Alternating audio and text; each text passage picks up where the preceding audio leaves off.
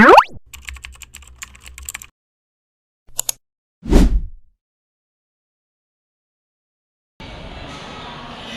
guys! Welcome to our eco-friendly channel. So today we're going to talk about the benefits of multimedia and ICT in the 21st century. Kung gusto mong malaman kung paano nakakatulong sa iyo ang teknolohiya, panoorin mo hanggang dulo. Alamin natin kung paano nga ba lumawak ang teknolohiya dahil sa pagbabago ng apat na to dahil sa multimedia and ICT in the 21st century. Number 1, ang edukasyon. Ang multimedia ay nakakatulong sa edukasyon tulad ng presentation, online class, pagnunood ng tutorial sa YouTube, or kahit ano pang paraan na ginagawa ng mga estudyante. Hello everyone! Ito ang pangalawang pag-aaralan natin.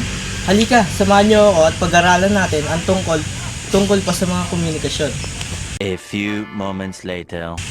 Ay, di nyo ba alam, nung unang panahon, nagagamit lang natin sa pagkukomunikasyon ay makipagsalita ng face-to-face sa ating mga nakakausap.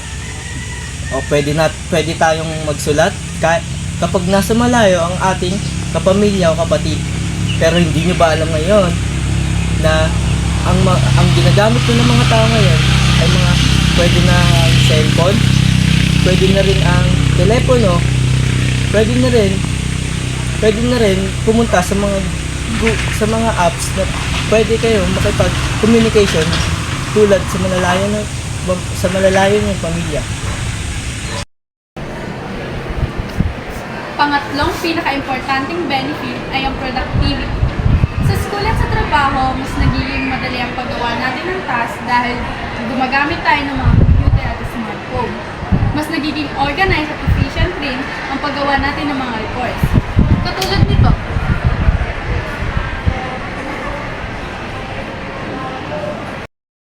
Number 4, access to information and creativity. Sa internet, mas madali tayo makakuha ng informasyon tulad ng tutorial or balita.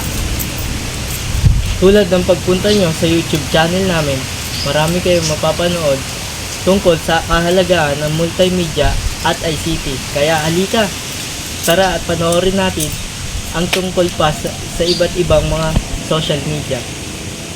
Guys, alam nyo na sobrang napakahalaga ng multimedia at ICT sa 21st century. Tulad ng edukasyon, Communication, Productivity, and creativity. Thank you for watching. Please like, share, and subscribe. Kaya guys, huwag nyo kakalimutan ang next vlog namin.